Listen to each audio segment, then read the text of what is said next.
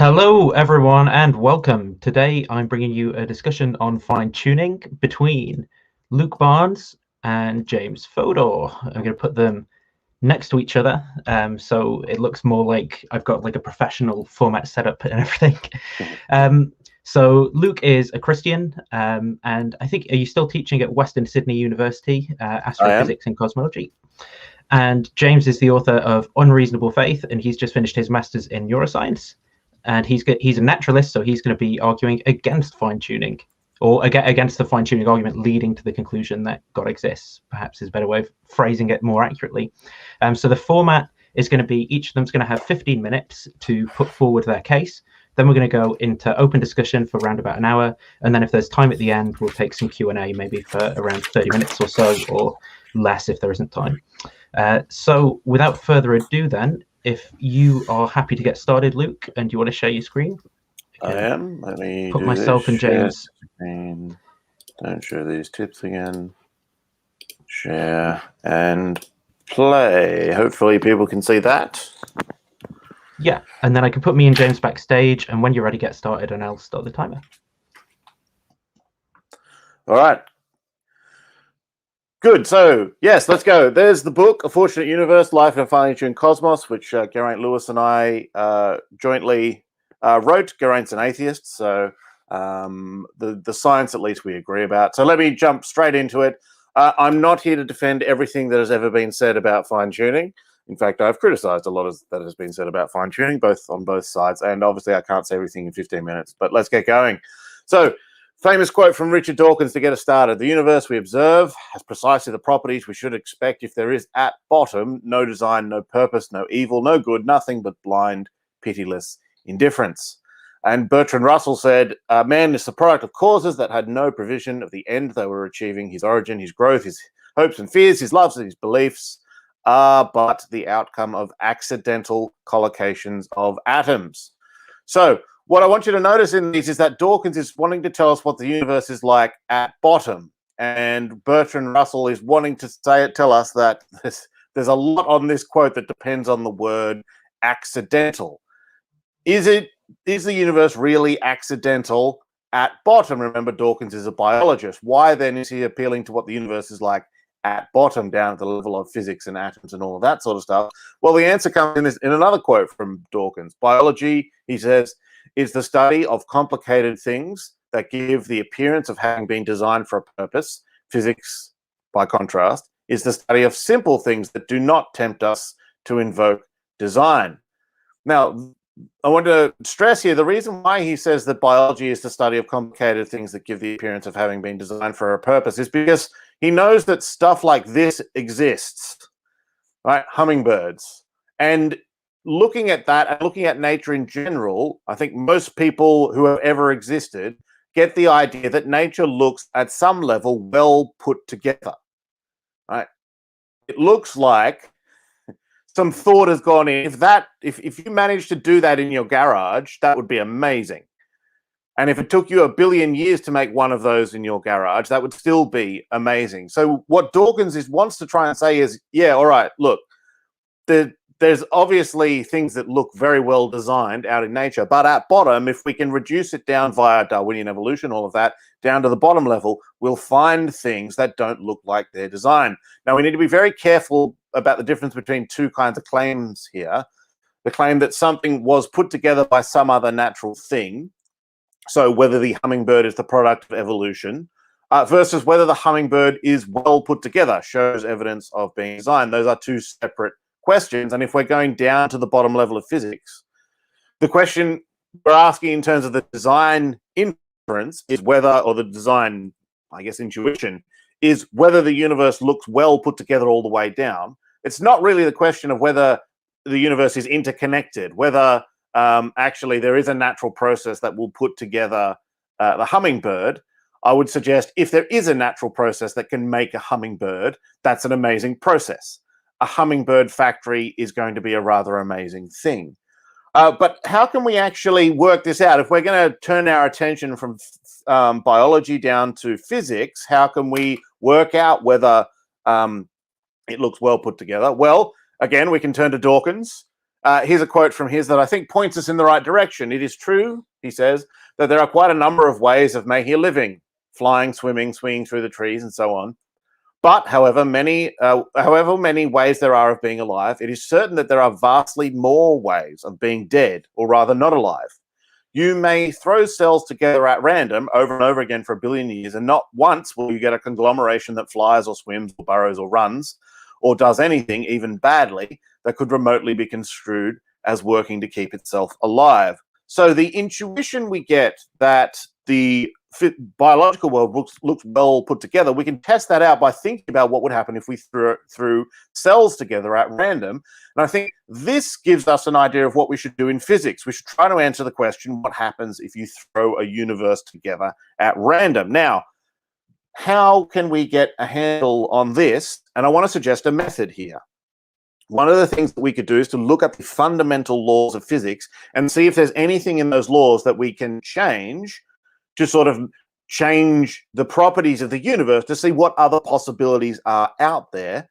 And the one I want to focus on is the constant and initial conditions. The other things in the laws of nature are, the form of the laws of nature, but changing that would send us looking at all possible, mathematical structures, and that's a bit too much. Whereas if we change the constants, this has a lot going for it. These changes have been calculated and investigated by physicists for the last 40 years, but not for the purposes of testing naturalism or promoting theism. It's just what we do as theoretical physicists. We can calculate what the universe would be like with different constants and initial conditions. In fact, that's my job title. I'm a theoretical physicist. It's what I do. An in-principle objection to this approach is just an in-principle objection to theoretical physics. And if you want to make that, then good luck to you. It is systematic. We aren't just checking every possibility we can think of. There are a set number of fundamental constants and initial conditions of the universe. There is a set range that they can have given the laws that they appear in, and we can check through all of those to the best of our ability as theoretical physicists. It reflects the best physics that we have that has been tested again and again by experiment. As I said, it varies the only feasible degree of freedom in the fundamental equations. The probabilities we need to do this are also needed to test the theories in the first place. If you want to calculate the probability of some outcome given the theory itself, you better be able to handle the probability of a range of constants. And so all of that apparatus is there already in physics, in Bayesian theory testing. And if anything, it's biased in favor of finding universes like ours. We're trying to get a handle on sort of a universe at random, but what we did was started with our universe, which has life in it, as you may have noticed.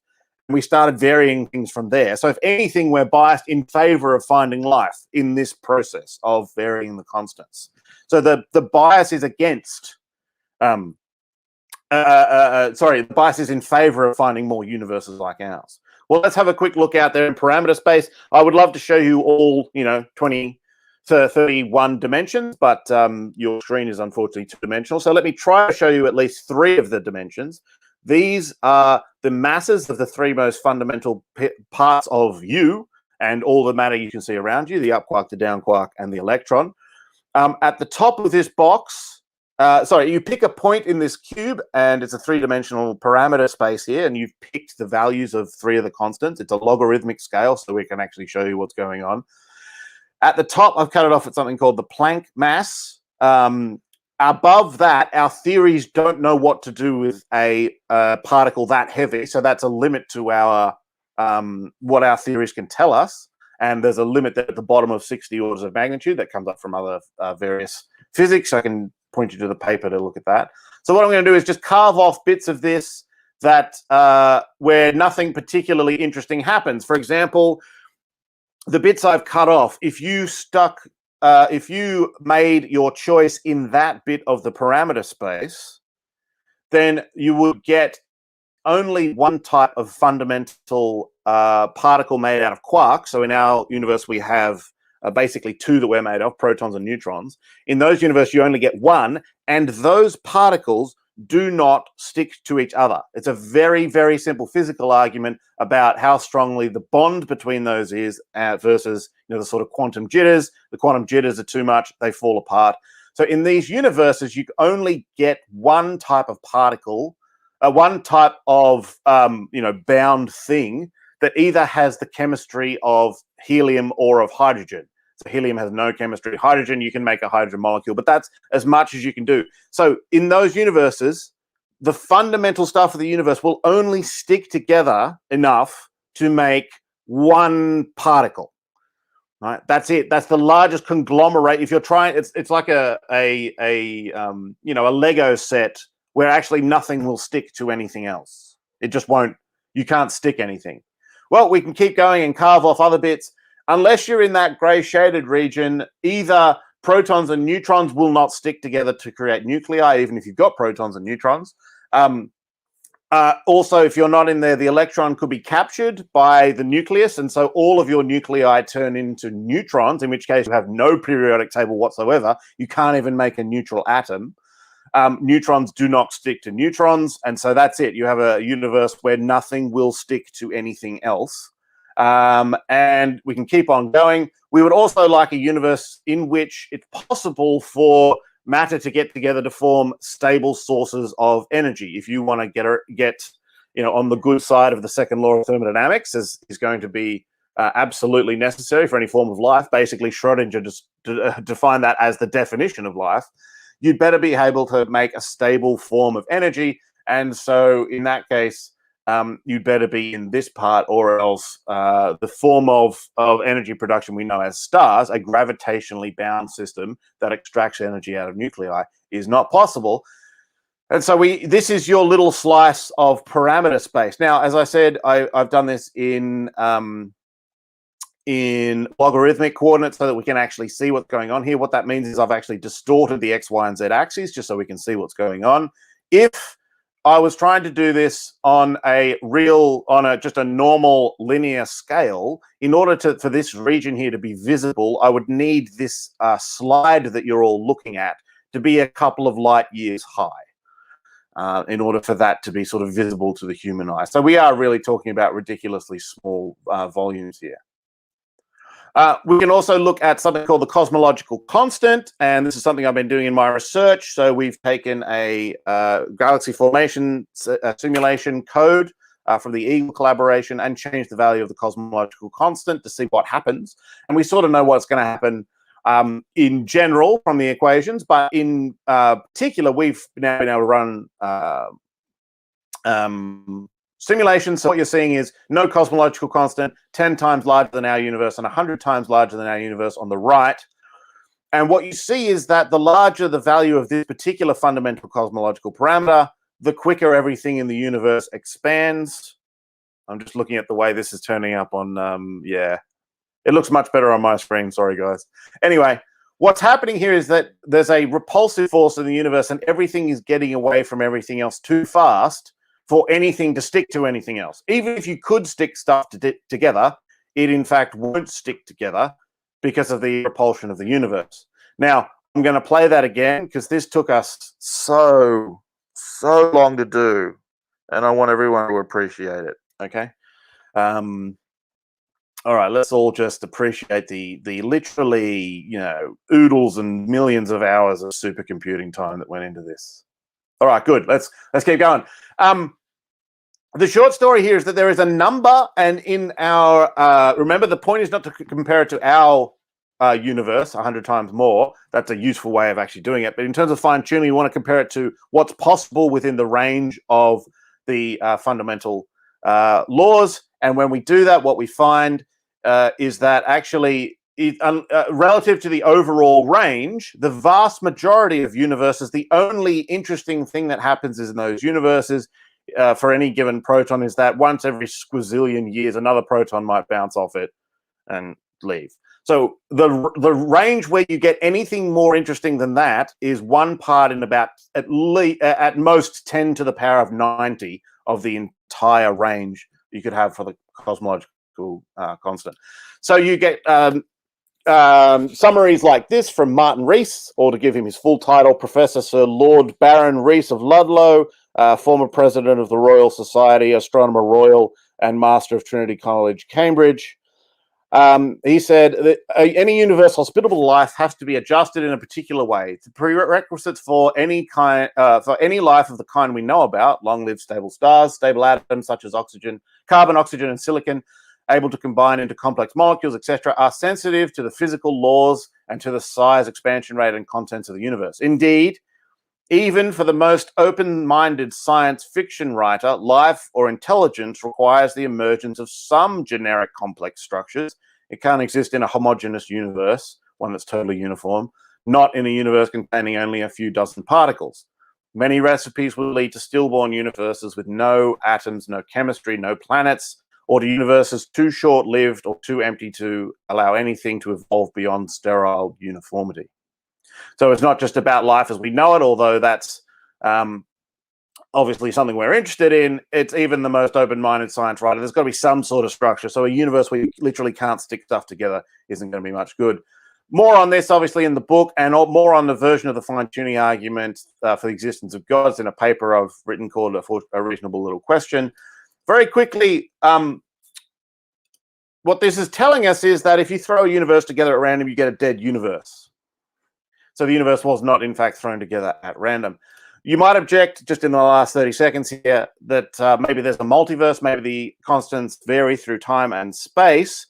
What you're effectively doing there is saying, okay, biology, well, that didn't go well for us. Physics, well, that's not gone well for us either. Of course. Why don't we appeal to physics we don't even know and see if that will help us out?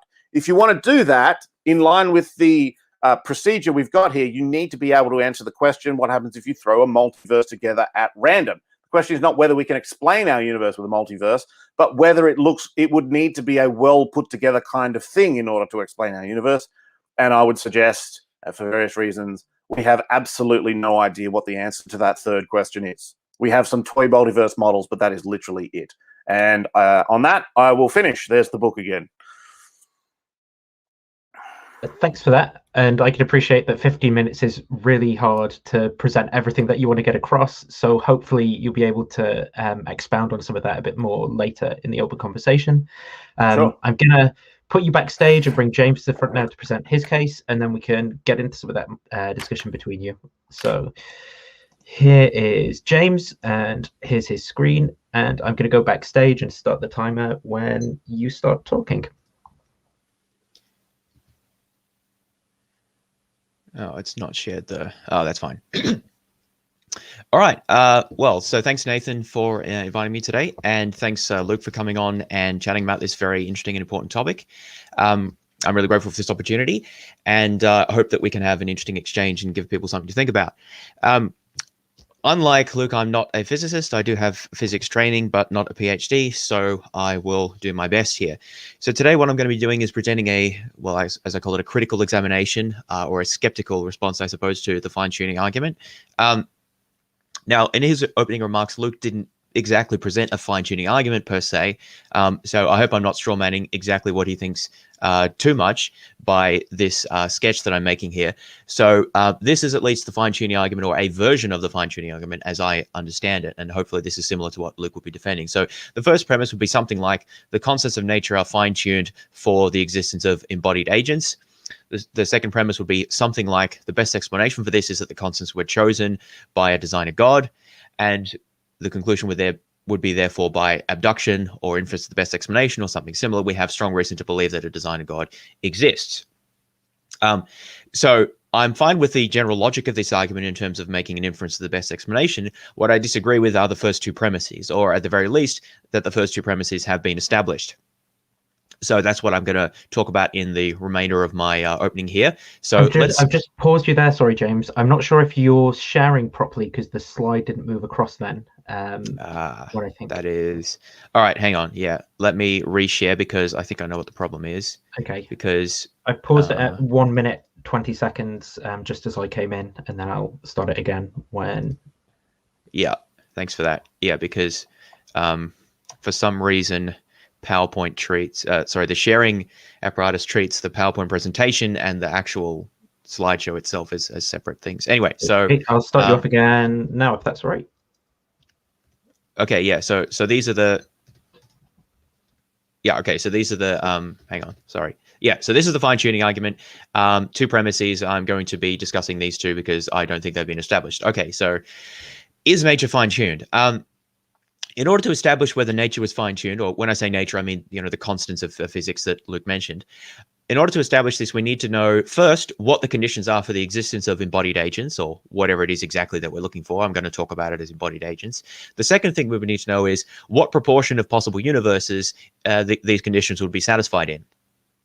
And the claim of fine-tuning is that the proportion of possible universes is extremely small that these conditions would be satisfied in, and therefore we can say nature is fine-tuned.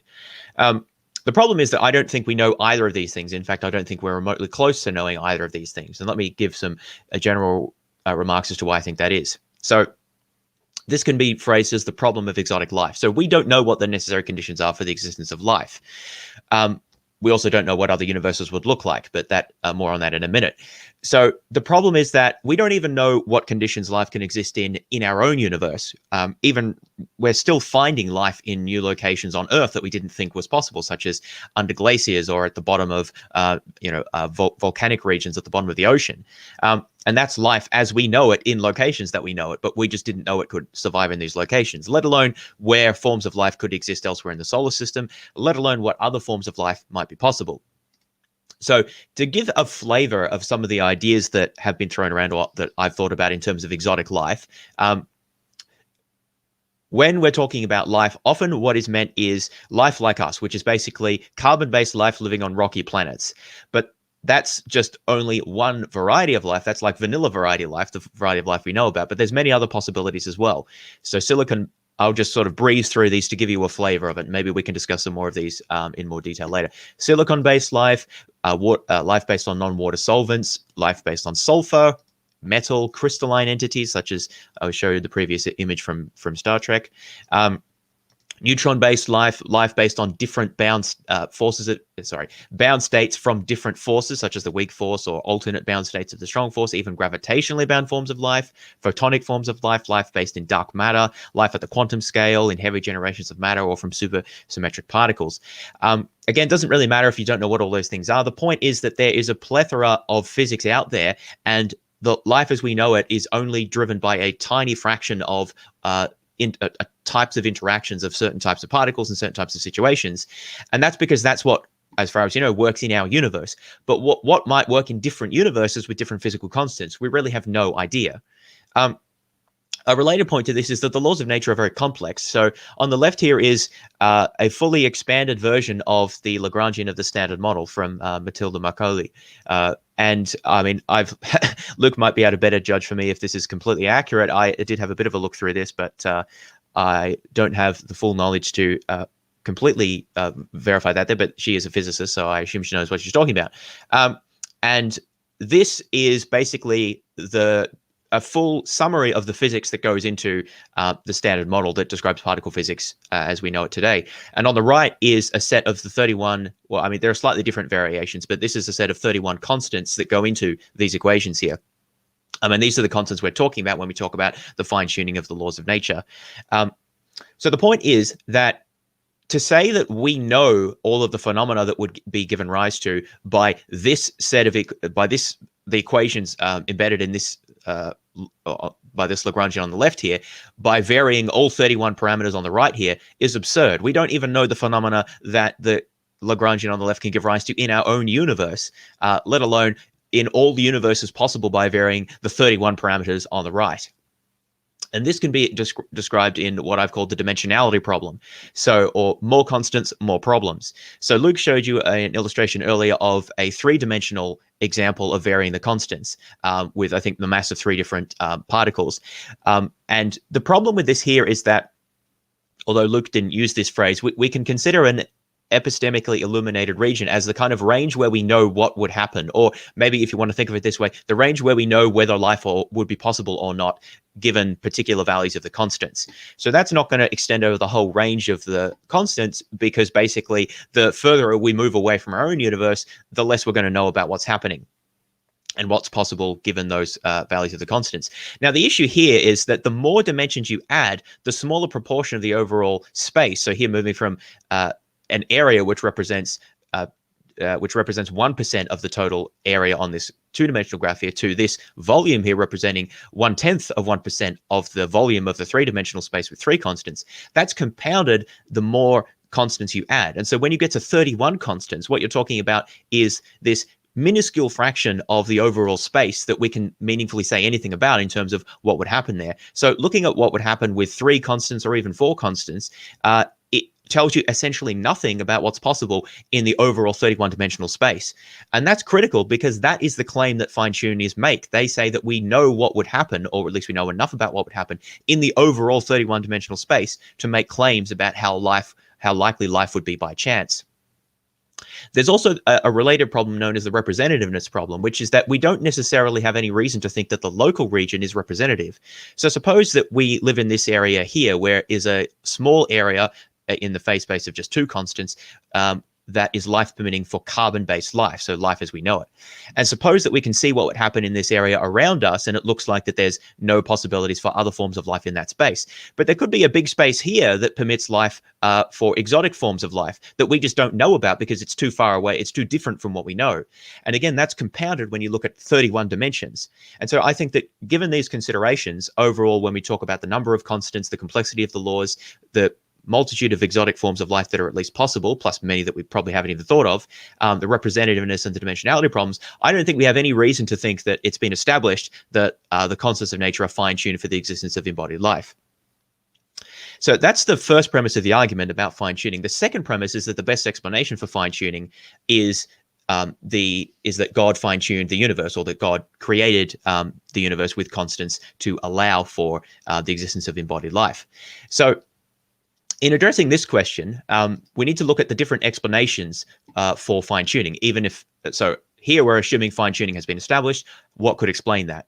So there are a number of possibilities here. I'm not going to talk about all of them. I just put them up here for sort of completeness. So physical necessity, it could be the case that all of the constants have the values they do necessarily, and they couldn't be different. Maybe that will come up more later, but I won't say more about it here. Luke's already mentioned the multiverse hypothesis. Again, there's more to say about that, but I don't want to say more about that here. An unknown mechanism. So I will say a little bit more about this. So I think that it's quite possible that there's an unknown naturalistic mechanism behind why the constants are fine-tuned for the existence of life. It's obviously hard to say what this would look like because we don't know, but there's an interesting analogy here that Luke's provided in his remarks, because for a long time it was like this for biology. We didn't understand how living systems were so suited for the environments that they lived in and so complicated and so forth. But the development of the mechanism of evolution by natural selection and genetics and further developments in biology has provided a mechanism that can explain that complexity. And it's possible that something like that will be discovered or devised at some point for the fine-tuning constants of physics. Now, that's not a very good explanation because it's quite ad hoc and it doesn't really say very much. So if that's the best, if the alternative explanations were much better, then I don't think we should accept that.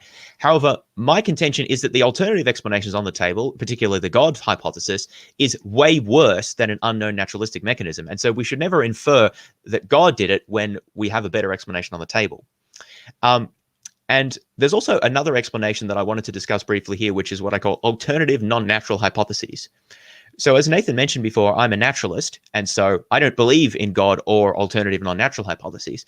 But if I was pressed and 1 to 3 failed and naturalism was not able to explain fine-tuning, then perhaps I would be forced to go and adopt a non-natural explanation. But my contention is that even if we were forced down that road, we should not accept the God explanation. And so what I want to do here is offer a proposal here about what an alternative non-natural explanation would look like. And this is pixies, or cosmic pixies to be specific. Now, you might be thinking, well, this is just silly. You're just making fun of the argument here. But this is actually intended to be taken quite seriously. Obviously, I don't think that cosmic pixies fine-tune the universe, and I don't think you should either. That's not the point. The point is here as to show why God is such a bad explanation. And I think that the cosmic pixies proposal is a very serious way, actually, to show that. So let me explain the differences between the God hypothesis and the cosmic pixies hypothesis. Both are non-physical, right? Although just as God manifested once in Jesus, pixies also can manifest physically, but they like to do so at different times and places, sort of unpredictably.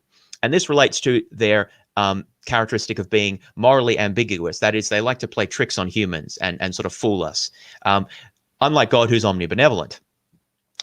Also, God is omnipotent and omniscient, whereas pixies have only limited power and knowledge.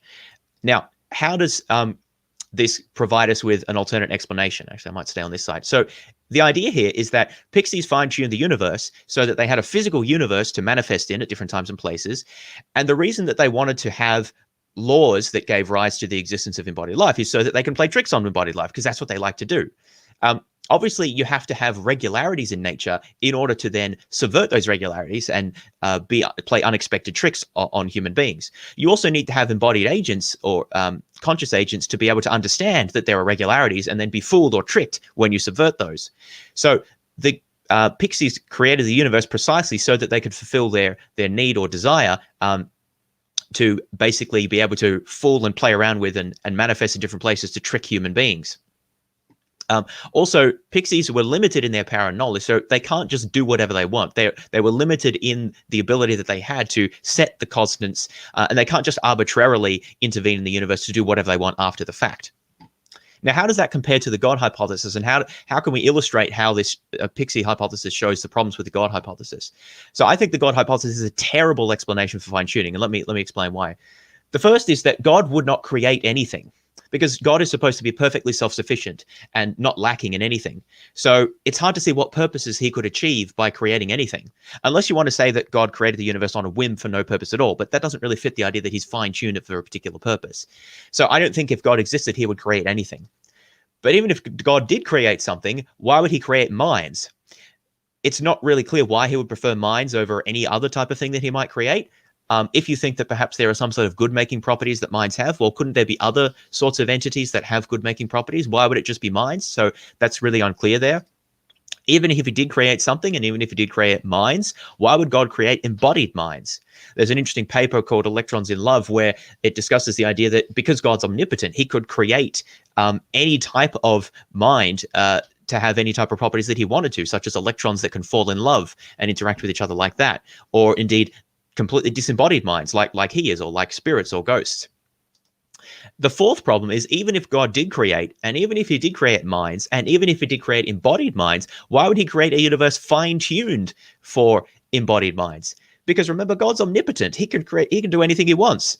Luke said that in his remarks, I think he read a quote by I've forgotten his name, but a physicist who was talking about how you need to have complexity in nature in order for to get life to exist. But that's only true under naturalism. God can do whatever the heck he wants. He can just miracle life into being, even in a universe that doesn't support that life. Just as he was able to, according to Christianity and many other religious beliefs, perform miracles such as raise Jesus from the dead, even in a universe that doesn't support that by its natural laws. So none of these things really seem to fit with the hypothesis that the universe is fine-tuning for the existence of life. It seems that this is extremely implausible that God would be interested in fine-tuning a universe for this purpose, and therefore I think it has very low prior plausibility that a creator God would do this. Now, there's further problems here, including that the universe is mostly empty, very old, and suffused with suffering.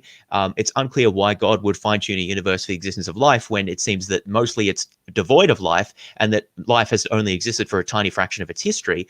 And the problem of suffering compounds this when it seems unclear why God would create a universe fine-tuned for embodied life, only to have that life experience immense suffering over a large portion of its history. I recognize that that's veering a bit into the problem of evil, but I do think it is relevant when assessing the plausibility that God fine-tuned the universe, because it doesn't seem that the universe looks like the way we would expect it to if God fine-tuned it for us to be here. So that concludes the remarks I wanted to make at the outset. If you're interested more in what I've written about this and other topics, you can check out my book, Unreasonable Faith, and the Science of Everything podcast, where I talk about some of the more scientific aspects of this. And yeah, thanks again for listening, and I'm looking forward to hopefully a robust discussion with Luke. Awesome. Well, thanks for that, Luke, and thank you, James. So we're going to go into open discussion now. I think that this might be, I'm hoping this might be a slightly more productive format than just straight up cross-examination, but I guess we'll see about that. So initial thoughts, James, do you have a question for Luke that you would like to put forward, given his presentation, to get the ball rolling? Yeah, cool. So a question for Luke. Do you think we can know what? Do you think we can know the conditions under which life needs to exist, and whether these would prevail in other possible universes with different constants? Yeah. So I think we can, and I think every time we rule out a possible way that life could exist, that's evidence that in favor of, if there's sort of only a certain number of possible ways that life could exist, if we wipe out a whole load of those, then that's evidence that there aren't that many left, or if there are any left, they would just be as fine-tuned as us. So if you look through the examples of the types of exotic life that you put up, the however many there were, those are some, according to the laws of nature that we know now, aren't forms of life. Some of them would have to be just as fine-tuned as our universe. Some of them, there is no such thing as a weak force-bound state. If you think you can bind together neutrinos to make a bound state, please publish that in a physics journal. There is no such thing. So we can do theoretical physics. Right? A lot of your objections were basically aimed at the objection we can't do that. So a lot of those, I think every time, the conditions that I was talking about were, are there ways to stick two particles together, and will the universe actually get a chance to stick two particles together at any point during its life? And I think that's a pretty good... I mean, you said we don't know the necessary conditions for life, but then you talked about the sufficient conditions for life. No. You have to stick at least two particles together. That's a necessary condition for life. And we know about universes in which that doesn't happen. Yeah, absolutely. So that is that's I think most relevant to the cosmological constant case, where if everything's ripped apart fast enough, then you're not going to get particles to stick together. I think that's fair enough. Although there is a question about sort of the length of time necessary for life to exist, because we don't know what that is either. We don't know what time frames we need for our forms of life to exist. But with respect to the fine tuning of the cosmological constant, I mean, I personally think that this is a very weak argument here, because we don't even know where the cosmological constant comes from, and this is a very open question. Most physicists think that it's very suspicious that it seems fine tuned for the value that it has, and probably we'll figure out some mechanism that explains why it has the value that it does. So I think that it's like it doesn't really fit in the rest of the standard model. It's sort of added there as a kludge to fix for the fact that the acceleration of the universe is expanding, and we don't know the basic mechanisms in terms of particle physics or whatever that generates it. So I think it's quite likely that we'll figure out something at some point. I think this is what most physicists are expecting. We'll get some answer to why it has the value that it does. I think future physics will have something to say about all of the constants. That's not the point here. The point is we're trying to look at just the best information we have about the universe at the moment. Let's try and just take stock of where we are. Alternatively, we can just postpone this entire discussion infinitely far into the future, where we've sort of solved everything. But I mean, you have statements like the two I opened with from Dawkins and from Bertrand Russell, saying that, we know that there's no design at bottom. We know that the universe is just an accidental collocation of atoms. We can test that idea. The fact that future physics might lead us to look at this argument again, fine. I mean, I'm a scientist. Of course, we keep looking back at things. If the best physics we have today, and the cosmological constant is a parameter in the equations that describe the universe in the best physics we have today, if they point to the fact that a universe thrown together at random would not contain life, then we have reason to think that there is that the design we see in the biological world, the design we see obviously around us, goes all the way to the bottom. It's gone as far as we can see downwards. It's not disappearing at bottom or with accidental collocations of atoms. Dawkins and Bertrand Russell are wrong.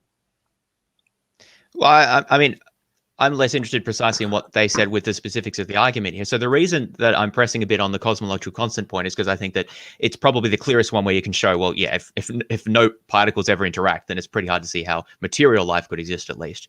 We'll talk about immaterial life later. But so I think it's relevant to think about our state of physical knowledge there, because to take an example, which I don't think you did talk about, which is the idea that the universe, well, because it's maybe not as directly relevant to fine-tuning for life, is that the universe appears basically flat.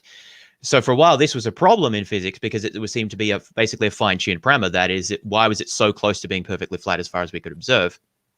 And more recently, inflationary models have been developed, which basically show that regardless of or at least for a wide range of initial conditions, because we don't know that. Oh, okay. Well, you know what I'm talking about. Maybe you can articulate this for the viewers. Well, look, two things there. Yeah. So just to finish the claim that they want to make is that for a range of initial conditions, the universe will turn out to be flat. That's the claim of inflation. Yeah.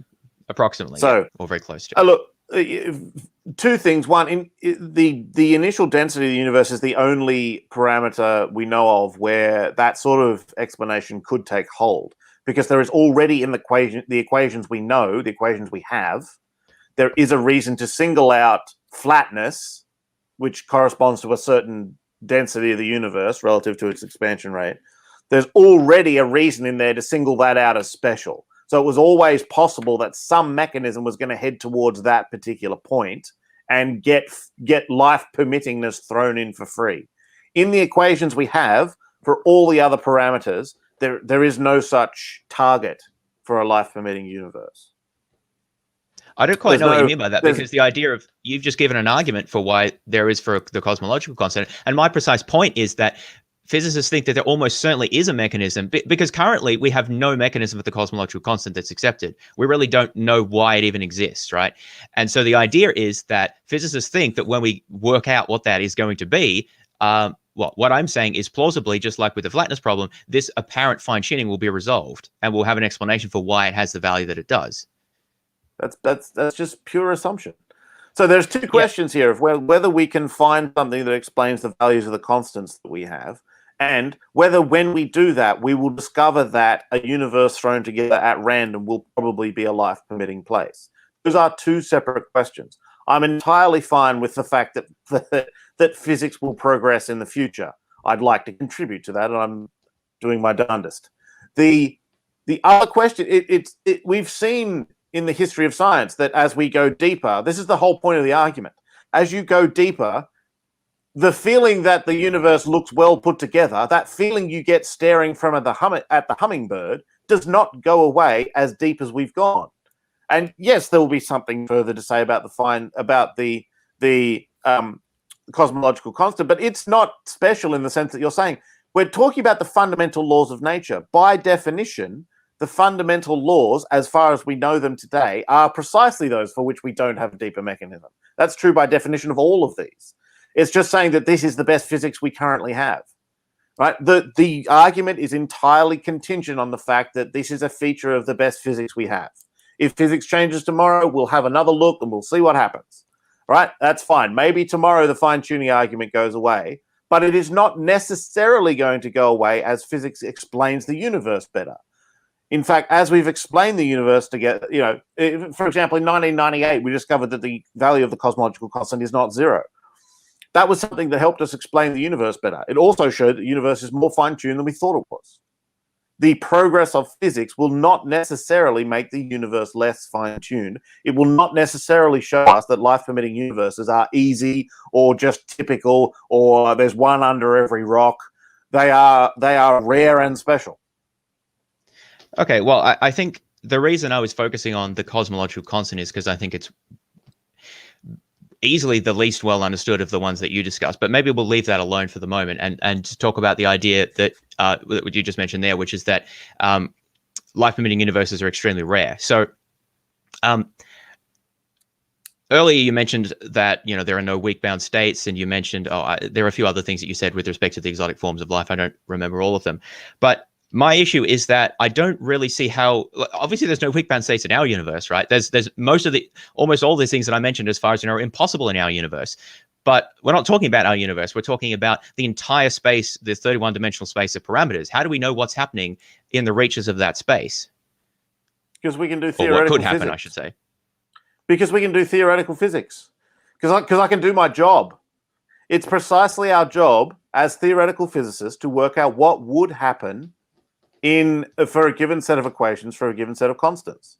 We know how the weak force works. We know how it works as a function of the constants. So, for example, in your book, you say something along the lines of, look, there could be chaos and you showed the sort of very complicated set of equations. of the standard model, in those equations, the constants appear linearly. You cannot have chaos in parameter space. You can have it in real space. They are second-order partial differential equations for the most part in terms of with respect to time and space, and so possibly in their set of there can be chaos in those sorts of situations, but not with respect to parameter space. This is where your book messed up between phase space and parameter space. They appear linearly. Yes, they're complicated looking equations, but the constants are the easiest bit. They appear, so all of those constants are linear. And so for some of them, they're very weird. We know exactly what they do. So for example, a lot of them are stuff like, mixing matrices for the weak force to turn one sort of neutrino into another sort of neutrino. There's, I think, 4. Oh, I should look that up. I think that's 4 of the constants. We know what that does. It's for neutrinos which don't interact with each other no matter how strong the force is, very, very strongly. They don't form bound states no matter, for that form of the interaction that they have, they don't form bound states no matter what the constants are. And so they're not going to form bound states. And the fact that you could change those other numbers means that just changes the way that they would interact with each other, but you still don't make bound states. We can do theoretical physics. Well, theoretical physics is designed. Well, maybe that's not the right word to use in this context. The purpose of theoretical physics. I win. Yes. The purpose of theoretical physics is to explain the universe as you know it. My concern is that to say, absolutely not. No way. No. There is one set of equations that describes our universe, but theoretical physics is about all the possible sets of equations. Right? Newton's laws do not describe our universe exactly as we know it. Why do we still investigate them? Because they're close to our universe and we can still investigate what would happen. So there's 2 parts to science, very broadly put, right? If this equation described our universe, what would we expect to observe? And then what is actually out there? Okay, this is theoretical physics. And so the whole point is to say, if this is hypothetico-deductivism, right? Hypothetically, if this set of equations described a universe, what would we expect to observe? Okay, that is theoretical physics. We then go and look at the actual universe to try to find out which one of those describes the universe. But we absolutely are not entirely focused on our universe. There's loads of theoretical papers that aren't remotely concerned with our universe. There's all sorts of different forms of gravity and such. This is where it overlaps with mathematics a whole bunch. So yes, there's a whole lot of theoretical, the bit where science happens is where we try and find out which one of these equations actually describes our universe, sure. But it is not the case that theoretical physics only describes our universe. Well, that wasn't the claim I was making. The point is that in order to say that we know where, for what combination of parameters life would be possible, we would need a concept of what the necessary conditions are for life to exist. Now, you've argued that very plausibly you'd need at least some particles interacting with each other, which I grant that. But that is, I mean, most of the parameters there are not going to affect that. I think the main one was probably the cosmological constant, which we sort of been talking about a bit.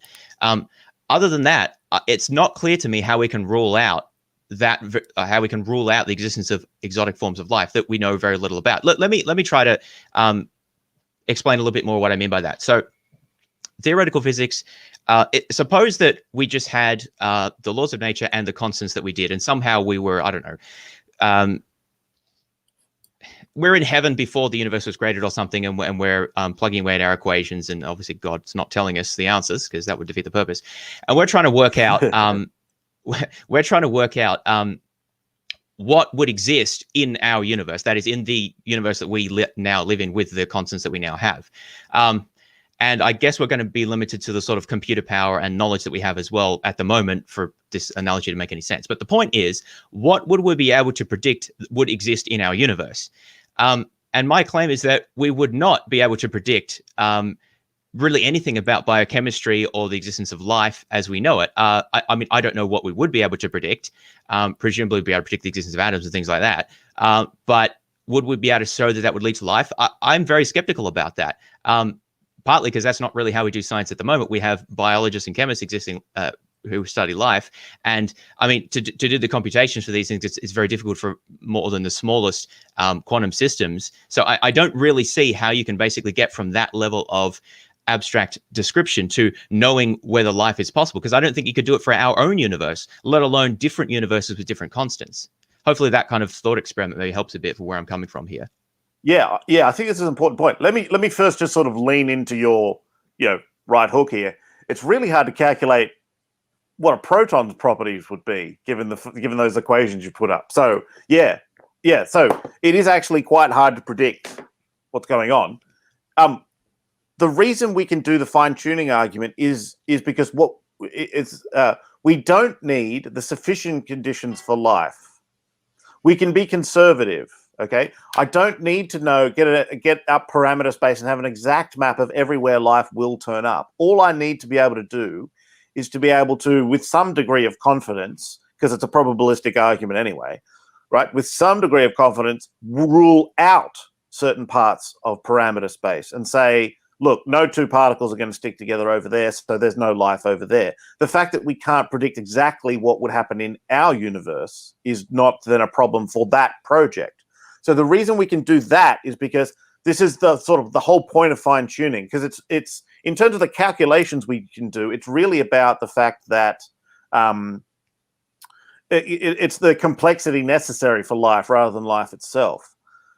What we can do, what happens when you change the constants is that an awful lot of the time the universe gets remarkably more simple. So, for example, if you want to do if you want to work out what sort of structures form in our universe, you have to do the kind of simulations that I showed in my video. They're really complicated because, there's a whole lot of stuff going on. Gravity is interacting, and it's if a 3-body problem's hard enough, that's like a billion-body problem or a squillion-body problem or whatever. That's a really hard case to solve.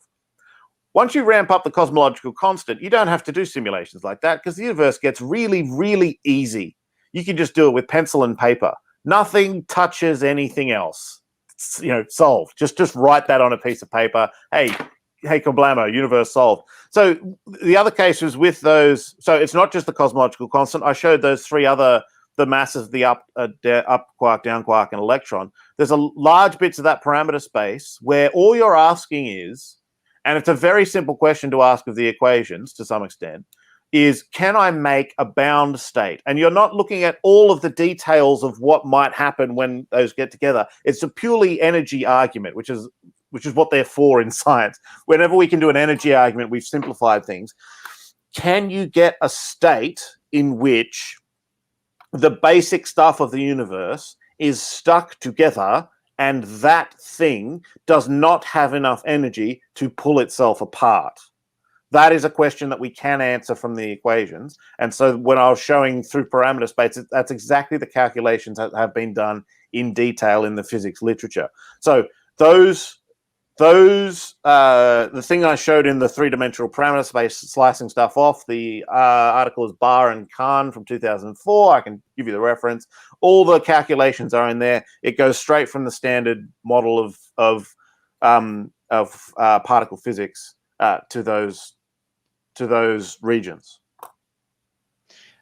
Right. So so at the moment we're just talking about the necessary condition that a bound state of some sort is possible in the universe, which seems reasonable to me. So the question would then be, I guess asking it that way is kind of pointless, but what do we know from the state of the physics literature about the proportion of the 31-dimensional, however many parameter space, in what proportion of that space can there exist some form of a bound state?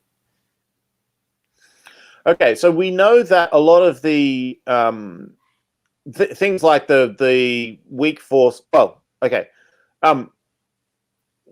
you can't get it out of the weak force. For the strong force, because it's the kind of bound states you get from the strong force would be spherically symmetric. So you'll get a bound state, but you won't get structure. So for a nucleus, for example, doesn't particularly have internal structures to it. There's internal sort of ways that it oscillates, but that's about it. So a lot of the parameters of those 31 are actually just irrelevant. And so they're just bits of a parameter space where you could change the numbers and it doesn't matter that much. So, for example, the strength of the weak force doesn't matter that much for a lot of the values of the strength of the weak force for life like ours. So in that case, we know what's happening in a lot of parameter space because it's kind of irrelevant.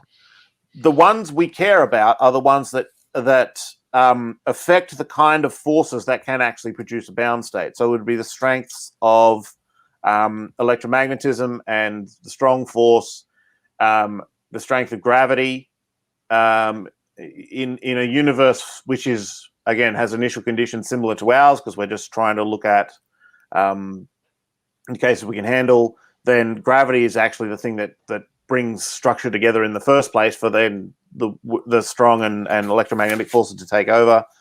So I think we have good fine-tuning cases for, if we just look at the parameters of the cosmological constant, the three that I showed, and a few others, in those dimensions, we know that there's only a small proportion that will allow any sort of bound state, and most of the other dimensions from the equations are just irrelevant. Yeah, well, I mean, I'm not convinced that that's actually been done in the way you talk about it, right? So talking about, so for example, if we're looking at, let's take the example that you showed earlier, which was, which particles was that the mass of? It was the quarks, wasn't it? Up and down quark and the electron. Oh, the electron, yeah, sorry. Yeah, so obviously those are relevant for, I mean, baryotic matter that makes us up, right? What about it just seems to me that when we consider the total number of possibilities that could be considered by varying the mass of, well, for a start, the other two generations of quarks, for example, and the or the muon and the tau as well. And then when we also consider varying the gravitational constant, the strength of gravity along with that, and what sort of interactions might be possible in that universe. In addition, there's also the fact that I'm not convinced that we can write off the weak force so easily, because I mean the weak force barely, well, I suppose this is a bit, I'll say it this way, it barely does anything in our universe, in the sense that we can barely interact with it because it's so weak, right? That's why we have to build this huge vats to detect any neutrinos, because it's so weak. But I mean, how do we know that in a universe that didn't have a stronger weak interaction, maybe neutrino oscillation worked a bit differently, or maybe the force of gravity is also stronger, that you couldn't have complicated interactions of neutrinos bouncing off each other and interacting or with electrons and things like that. I'm just, I guess, to put that all together, I'm just not convinced that taking what we know giving rise to life, varying some of these parameters and seeing, well, we don't get anything along those lines, is a way to really tell that there's no type of sort of complex structure that could exist. I'm just not convinced that we really know that, or that's been established. Okay, but at some point you kind of have to take the hint, right? If every possibility we've tried seems to fall apart, that's an overstatement. If the vast majority of possibilities that we've tried seem to fall apart, not stick together, if there are vast regions of parameter space where no two particles stick together, then at some point we're just trying to take stock of what we know. Okay, if you want to say, look, it will always be the case that what we don't know might overturn what we do know. Sure, but surely the rational thing to do is to follow the evidence that we do know.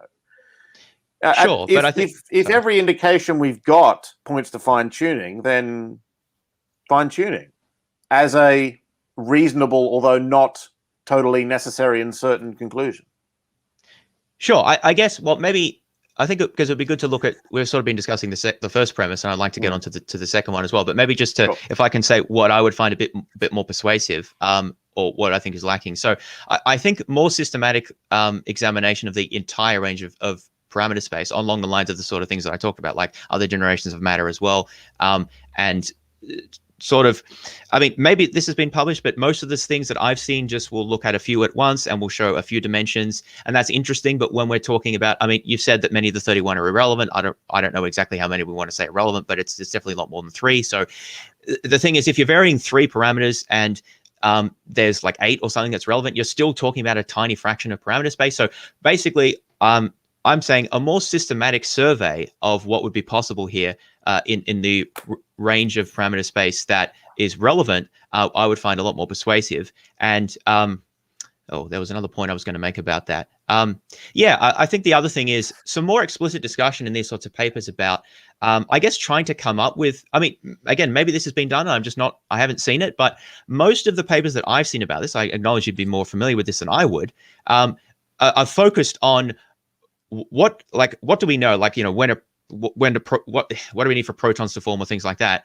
And then seeing what would happen to this if we varied the parameters. Whereas I'd be more interested in trying to think up what are the exotic things that could happen if we varied the constants in different ways. I'm sure someone's done that a bit, but I don't think that there's been nearly as much focus on that. And that was the point I was trying to make before, that although theoretical physics does examine things that don't exist, it's still focused. I mean, that's why we have the standard model, right? It's still focused on describing the universe that we actually do have. So I guess those are the two reasons why there was another point that I was going to make there. Those are the two reasons why I don't think it's been established to the degree that you do, Luke. But the other thing is that I think we do have good reason to reserve judgment here, because I mentioned before about the cosmological constant. It's not that we don't know everything about it; it's that we know almost nothing about it. And I just think that we don't know enough to make any comments about it in terms of its fine tuning or anything. But also more deeply, when there's so many open questions in physics about things like supersymmetry, about unifying quantum mechanics with general relativity and other questions there, I feel that it's appropriate to reserve judgment about grand claims in terms of that we know that these parameters could be different, and that there's a certain range of them that would give rise to life. So I guess maybe that gives a sense of some of the reasons why I don't think that this has been established with much degree of confidence. And if you want to just make any responses to that, I think that's all I have to say at this stage, and then I'd like to turn to the second premise. Yeah, so just a couple of quick things. There's about 1,000 quick things. So a lot of these other parameters. So, for example, the strength of the weak force. I mean, what the weak force does to nuclei is to make them unstable. So, if you make it weaker, it becomes more irrelevant. If you make it stronger, you can just erase the periodic table for another reason. So, I think there are. So in the literature, there is a narrow focus in papers because that's what you do in a scientific paper, right? The sort of work that tries to bring all of this together to get a full picture of what's trying to go on is a review paper. I've written one of those, or a book like that one, like we've written, or the original with Barrow and Tipler. So you do have to sort of try. So I mean, even Martin Rees's book was sort of trying to survey things, but not trying to get a full, he wasn't trying to do just 6 numbers. Sorry, he wasn't trying to do all 6 numbers at once. Anyway, so the other thing is, sorry, what was your third point? Remind me. The third point that I made was that it seems that we have reason to be cautious because of the many significant unsolved issues in physics relating to this. In that case, I think, if we're trying to say, all right, look, the theist says, I look at nature and I see something that looks amazingly well put together. If the Darwinist then wants to say, if the naturalist, I should say, wants to say, oh no, we've explained all of that via evolution, there is no evidence of design in nature. And then the theist could say back to that, well, that's only true if, as Dawkins says, it better not be the case that the processes that Darwin, that natural evolution relies on, it better not be the case that they themselves look fine-tuned and well put together and all of that sort of stuff. If you're then saying, okay, actually, we can't know whether that's the truth, well, then guess what? Evolution has not done a thing to the design argument. If you look at a hummingbird and you see evidence of God, evolution does not change that in the slightest. That skepticism you're applying down at the fine-tuning argument goes all the way back up, right? Paley rides again. His argument is perfectly fine. If you see evidence of design in a watch, you see evidence of design in nature, then nothing in physics overthrows that. So if you want to be skeptical about that, that's fine, but that just leaves the ordinary impression of design we get from nature. Well, I think that's a good segue into the talk about the second premise. I think Nathan said we've got about 20 minutes or so. Yeah, just to sorry, Nathan. Yeah, if you two want to go for about 20 to 30 minutes on this point, and then we can go into some questions that we've been getting from the chat if you guys have got time. So yeah, people who are in the chat, keep the questions coming in, and we'll get through as many as we can later. Thanks, though. Great discussion so far. Yeah, cool. Thanks, Nathan. Okay, so well, I wanted to ask the question basically, and you didn't talk too much about this in your opening remarks, which obviously is fine because it's just brief. But why do we think, or why do you think that God is the best explanation for fine tuning? Assuming that you do, you didn't actually say that, so maybe you want to clarify. The way I kind of see fine tuning as just sort of lighting a fire under the backside of the naturalist. That you're not as comfortable in the scientific way of things as you think you are. I don't think it is a best explanation kind of thing. I think what it does is it's a nice and fairly clean shootout between theism and naturalism. Sorry, you said it was a fairly clean what? I missed the word. Sure, so shootout, just a straight one-on-one yeah. competition. Between who knows what that sounded like. Good. Between those two. So I think in order to make a best explanation kind of case, I think you need more evidence than just this one particular piece. So I would make a best explanation case for God on the basis of cosmological arguments, moral arguments. I would try and put that sort of case together if I was going to do it that way. So I think fine tuning is just one piece of the puzzle, and I think for me it's the sort of Robin Collins style. It's the version that I actually defend in the paper I put up, A Reasonable Little Question. It's the likelihood style that if what we know is much more likely on theory 1 versus theory 2, then theory 1 is sort of strongly confirmed or becomes much more likely in light of that evidence. You could, after all of that, decide that theism is actually logically incoherent or completely, the evidence is completely reversed by the problem of evil, something like that. But just this is the fine tuning piece. Yeah, well, I mean, I'm happy with that. Obviously, any case for naturalism or theism is going to be, well, maybe not any, but most of them are going to be sort of a cumulative case appealing to different considerations. And so fine tuning is only one of those. But so I guess maybe I'll press a bit harder on why we think that, I mean, this is what Robin Collins says, right? Robin Collins says that fine tuning confirms theism relative to naturalism. I think it's single world naturalism he talked about, but anyway, I don't really want to get too much into multiverse theories because that's kind of already been done a lot, and I wanted to take it in a different direction, so I won't talk too much about that. Sure. But I mean, I think that's a possibility, but yeah, we'll just put that aside. So what I'm interested in is why we think that fine tuning is, I mean, it doesn't even necessarily have to be likely. You could just, well, maybe it's unlikely under theism, but it's even more unlikely under naturalism. That would also work. Yeah, exactly. But to me, yeah. So maybe that's where we're at. But it, even there, I guess a strong form of, and I don't know that I push it quite this far, but I think I push it nearly this far, is that any possible, so let's take the full set of 31-dimensional space of constants, right?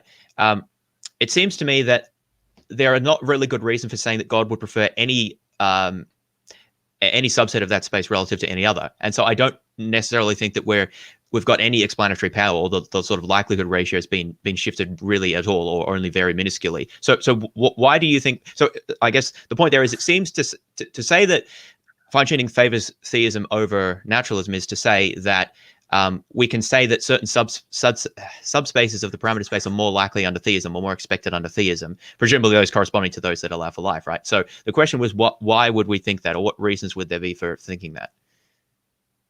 So I think it's useful here to sort of understand what's happening probabilistically. Suppose that there's some lottery and someone's ticket comes up and they win the lottery.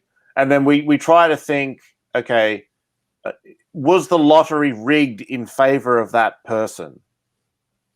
And to answer that, usually we just sort of say, well, no, you just picked the person who, there's no reason to suspect that person, so why would we care? But hang on a second. Suppose you are in a sort of local country club and there's like 10 people in the room and you're just having your own little your own little lottery in there, and everyone in the room has to pick a number between 1 and a quadrillion. That's their way of picking numbers. And of the 10 people in the room, you don't know anything else about them, but someone in the room actually wins that lottery.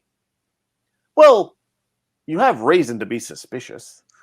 So usually in the case, what we're doing there when we think about that, is even if you thought the lottery was rigged, you don't know who it's rigged in favor of. Now, you might think that renders any sort of discussion of whether the lottery is rigged to be completely irrelevant. But actually, what that's done is changed the way that you're carving up sort of the parameter, the relevant set of possibilities. So with the lottery tickets, say there's 1 in a trillion tickets. Actually, let's make it a smaller number. If the number of possible tickets is roughly equal to the number of people in the lottery, and you have no other reason to suspect anyone in particular, then you have no case for the lottery being rigged, just because some particular person won it. But you do have to make that comparison. You've changed the way that you're carving up the possibilities from the number of tickets to the number of people who could have had a reason, who the lottery could have been rigged in favor of. Now, this is not an analogy. I'm making a probabilistic point here that it depends on the way that you get your probabilities about, depends on the way that the possibilities are carved up, whether it's, in one case, number of tickets versus number of people. In the case of fine-tuning, what I see the difference between the two ideas, their naturalism and theism, is that there's a difference in the way that they carve things up. If we're treating, for the sake of, let's just try and get the best information we have to talk about this topic, we're treating the fundamental parameters as being just the bottom of the universe, so to speak. The naturalist, because there's no deeper principle at all, other than maybe like mathematical consistency, the naturalist has to be consistent, just in this, let's just take stock of what we know case, is sort of their set of possibilities are all the constants. And so they are, the word here is non-informative. Their probability is non-informative.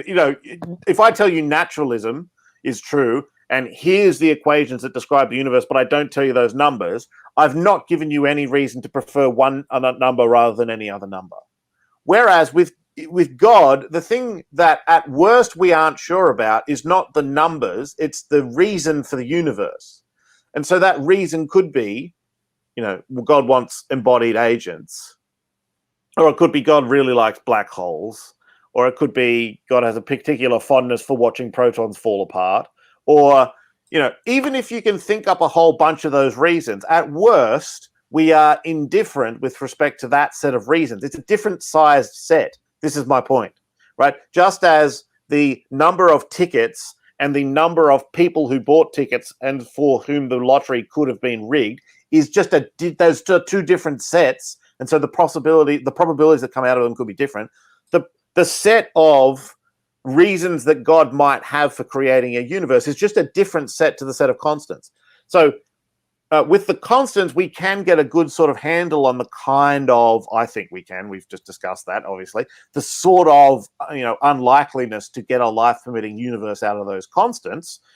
The fact that even if you think that, the probability that God wanted to make a universe with embodied moral agents is one of a billion things that God could have wanted to create a universe for, and as well as God wouldn't want to create a universe at all, because that's in that mix as well. Even if we're totally indifferent under those, the sort of probabilities you get are still not remotely comparable to the ones you get out of the fine-tuning argument. There is a lot to be gained from a hypothesis that converts the possibility space from this set of constants to a set of reasons that God might have to create the universe. So this is like the most skeptical version of this argument. I actually think, well, the most conservative, I should say, not skeptical. I actually think that Swinburne makes this case very well in his book, The Existence of God, why it's not at all, unlikely or improbable that God would want to make embodied conscious agents, why there would be such a thing as a body. You're thinking of a specific physical space, but he just says, look, if there's moral actions, then there has to be some sort of medium by which the consequences of my moral actions are transmitted to you. Otherwise, there are no consequences for actions. Whatever that medium is will just be the physical universe for those things. There would be a part of the universe under my control, my body. There would be the bit of the universe which I control indirectly by affecting it, by, throwing a rock that way. That would just be the physical universe. So I think those sorts of arguments are fine. But even on the most conservative, we don't know anything about what God might do. It's still the case, I think, that there's obviously something to be gained here in looking for reasons for the universe rather than just taking the fundamental constants to be the ultimate stopping point in reality. So that's interesting. I've not heard the fine-tuning argument made in terms of, I guess, reducing the size of the space of possibilities based on God's reasons versus constants. So I think that's actually quite helpful in terms of framing. I guess then putting aside the Swinburne's comments, because I feel like that would take a long time to discuss. I don't find those arguments persuasive, but let's just talk about the more conservative version that you've said, that you've articulated. So I guess what I would say is that I'm not persuaded that that space is any smaller. In fact, it could well be larger. In fact, I think it almost certainly is larger. And I think that this is what was discussed in Electrons in Love in that paper there, because the space is not just because, for all we know, God could have wanted a universe that has this particular combination of constants, and you just insert whatever combination of constants you like. For all we know, God could have wanted that, right? For whatever reason or no reason at all. And you could say that for any combination. But you could also say he might have wanted no universe, or he might have wanted a universe with non-physical life in it. He might have wanted to make it neutral monism true, and any number of other non-physical possibilities as well. So it seems that we're actually enlarged, because in physics, at least, we're restricted by the laws of nature, whereas God's not restricted by that. So it seems that the possibility space is enlarged rather than reduced. So here's the thing: the one we keep our eye on is God has. A good God has reasons to create a universe which contains beings themselves capable of doing and experiencing good. Oh, well, that's a much stronger claim about God then. No, but that's just one of the possibilities. So these other possibilities that you raise had better, at least on the sort of face value, be comparable to that one. Comparable in terms of what? They better be the sorts of things that have at least some level of, I think it's highly, if the move that you have to make to avoid the fine-tuning argument is that you have to say a priori that the following two statements are equally likely. God, a good creator of the universe would want to create, a good God would want to create a universe in which there are beings which can experience and do good actions, and that is as likely as God would want to create a universe which had exactly these particular values of each of the 31 fundamental constants of nature, and then you have to list all of them. I mean, from a pure complexity standpoint, you have to put a whole lot more. You've got to put a whole bunch of numbers into that second explanation. It's part of a family of explanations. I mean, the one that might be comparable, I would suggest, even if you think it's likely that, even if you think you're indifferent between God would want to create embodied conscious agents and God would want to create a very specific universe with a specific set of constants, even if you think those are likely, that doesn't help you. That's not enough, because then you take the one where God wants a specific set of constants and you have to cut it up according to all the constants. That within that slice of the prior probability pie, so to speak, is all of the improbability of fine tuning, but it's stuck inside that pie, if you want. So suppose those are the only two options. Sorry, go on. I'm rambling. Well, yeah, no, I don't see that. Okay, so I take the fact that a universe that supports the material existence of embodied agents is not that is a broader class than one specific combination of constants, because there's some range of possibilities that would support the embodied life. But let's say that we just say whatever the total region of parameter space that would support embodied agents according to what we know. Let's take that let's look like region of parameter space and then divide all the parameter space up into subspaces that are the same dimensions, right? Just for comparison's sakes. And what I would claim is that at this point, in terms of what's been specified about God, I'm not convinced that he would have reasons for preferring one over any of the others in that.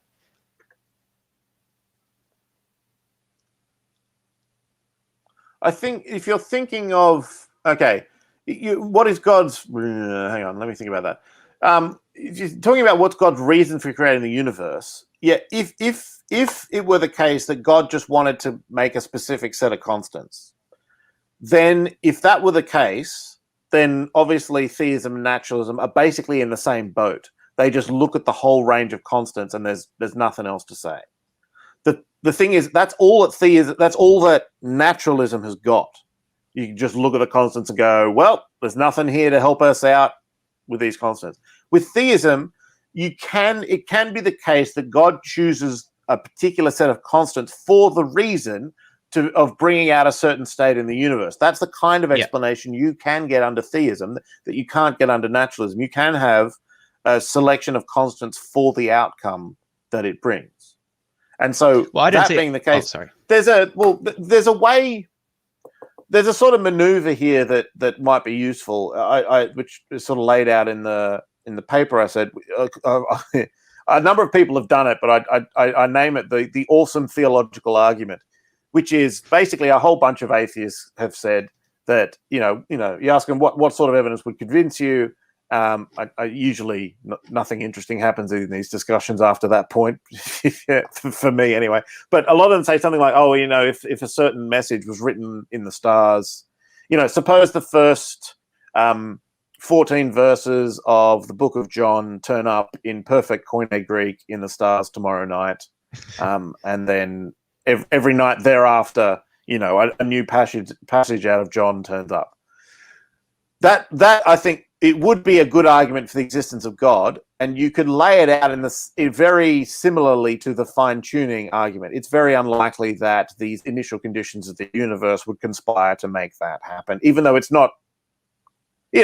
Suppose it wasn't in fact it wasn't actually impossible.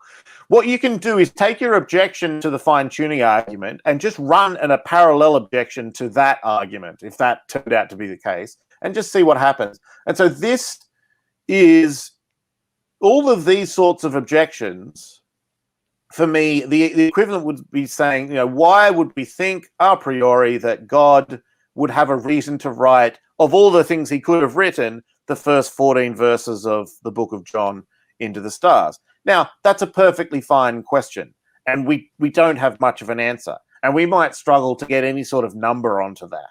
And yes, we could admit that actually of all the words that could appear in the sky, we don't have any a priori reason for those particular ones.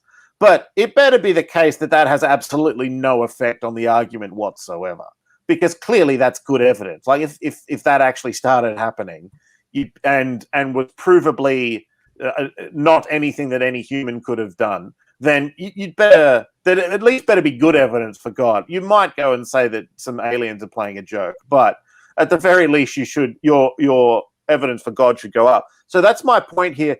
The reason for this is I think for that case, we have a sense that whatever the probability is, because there can be a reason for God to put the sky like that then trumps any sort of naturalistic improbability that the sky would turn up that way.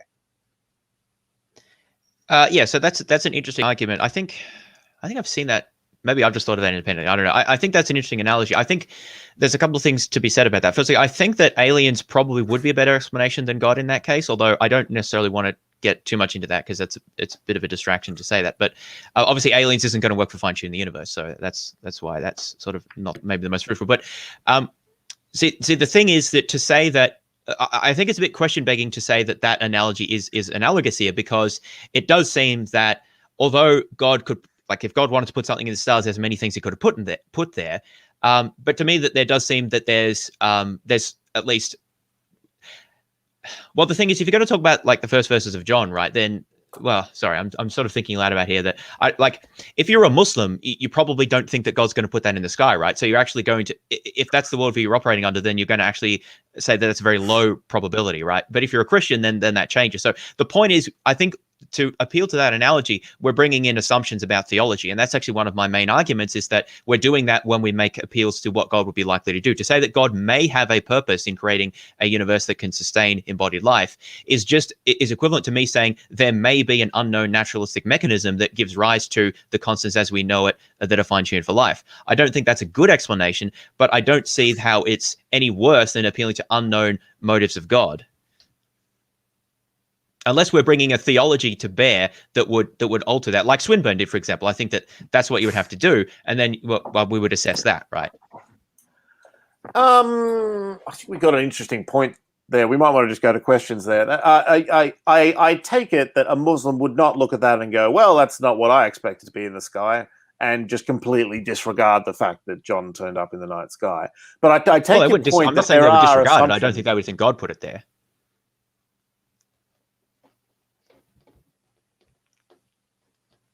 Yeah, there is something.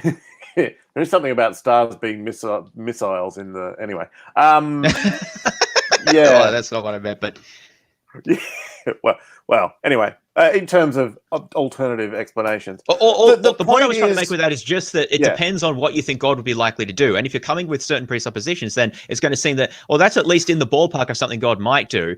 But if you're not coming from that, then you would say, well, there's no way God would do anything like that. Okay, but so the question is not whether you expect something to happen. That's sort of whether the probabilities are hovering around, 50% or something like that.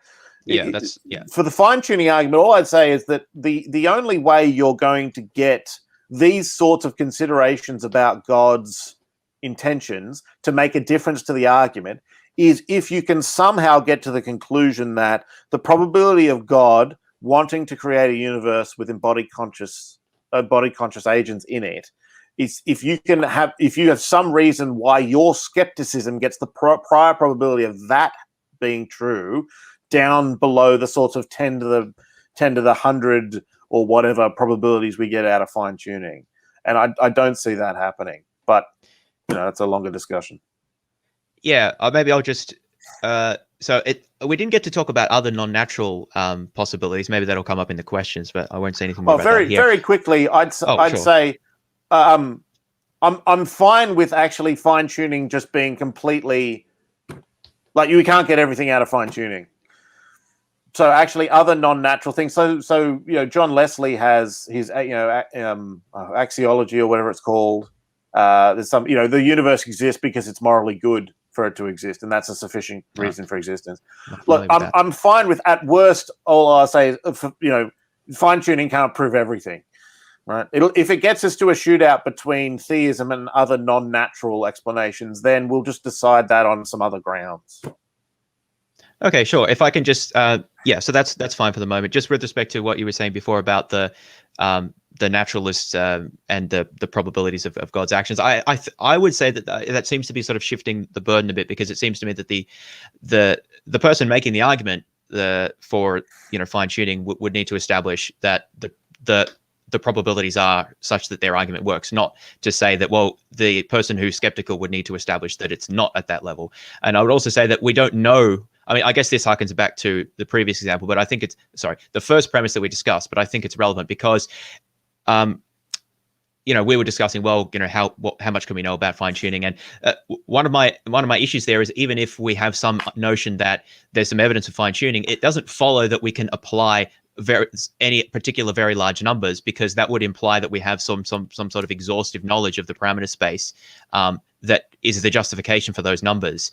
Otherwise, we can just say, well, it's sort of more likely that the probabilities may be low that we would see life in this universe. But to say, well, it needs to be sufficient, like it's actually really, really low, and therefore the naturalist needs to provide numbers that are about God being unlikely to make it that would correspond to that. Because I even if you think that fine tuning can be established to some extent, it's not clear. Like it seems to be a further point that the probability of it is like that order of magnitude low. Because if that's what the argument depends on, then it's not just that the universe is fine-tuned, it's that it's fine-tuned with these sort of extremely low probabilities, which I think is a further thing that needs to be established. Do you want to respond to that at all, Luke? Read my paper. Is there anything else you want to say to that? And then we can go to questions. Okay. Awesome. Yeah, read my paper. That'll do. We can just get on to questions. Great. Well, thanks, guys. This has been a great discussion so far. I've really enjoyed listening in. So the first super chat question, which is for Luke, is why did God have to fine-tune the universe if he is omnipotent and omniscient? Could human life not possibly exist without these constants? So it's no part of the argument that God has to do anything. All it has to be is not ridiculously unlikely that God would want to create a universe in which there are embodied moral agents. So again, I think Swinburne's quite good on this. It only needs to be not ridiculously unlikely, modulo what James just said. The way Swinburne, I quite like the way he lays it out, is it's not so much that God has to have, the natural laws as we know and all that sort of stuff, but in order to have, if the thing that God wants is moral agents who actually have a real and genuine moral life, who can experience the good and the beautiful, who can do good actions, there has to be, such a thing as an action. There has to be some bit of reality that I control and have responsibility for. And then there has to be some bit of reality for which there are other moral agents, because there are other people who can be loved and that sort of thing. So there's their bit of the universe. We'll call that a body. And then there has to be some medium by which my moral actions actually get conveyed to them. There's some sort of consequences there. Otherwise, if we can't interact with each other, I can't, help or hinder. I don't have any choice, morally relevant choices. And so whatever that medium is between the agents would just be the physical universe. So, and if a God set that up, then it's not particularly unlikely, as far as I can see, that the medium via which it must be predictable to some extent, as Swinburne says, I have to be able to make if I can make a morally relevant decision between building a house and building a bomb, there has to be some predictability to the stuff around me as to whether I build a house or build a bomb. The sort of moral choice there implies then some predictability in the medium around us. And that's got us most of the way to, or some of the way at least, to we would find ourselves in an environment that had some sort of predictable laws. So I don't have to say that that's likely. I don't have to say that that's, I just have to say that that's not completely implausible. Yeah, I think most of the questions are going to be for you, by the way, Luke, but we have got some for you as well, James. But the next one, which was a super chat, which is for you, Luke, is what do you feel is the most vexing / relevant criticism of your position, if you've not covered it already? So, yeah, actually, all this stuff about what God's intentions are, because I'm not a philosopher, I'm not a theologian, right? I'm a physicist. It's precisely the questions that I can't throw some equations at that, that are most vexing, where I'm going to sort of try and hand off to Swinburne and other people who have thought about this. In terms of, the field of fine-tuning is really fascinating because, it's everything you want as a theoretical physicist. You get to do all sorts of wonderful calculations about all sorts of interesting stuff. So that field keeps, people keep doing more sophisticated, like the simulations I showed, more sophisticated sort of stuff, investigating fine-tuning. So that whole side of things is great, and I love that. But yeah, once things get into theology, I want someone I'll tap out and someone else can take over. So on a similar note for you, James, a question came in that said, what do you think is the biggest strength of fine-tuning? If there are no strength, what's its biggest weakness? Well, I think that the clearest case for a fine-tuned parameter would be the cosmological constant, which is why I started talking about that, because if you can't have anything hitting each other like ever, then that does pose a problem. Yeah, as I've said, I think that we know too little about that for that to be very persuasive, but I do still think that that's an interesting problem. Awesome.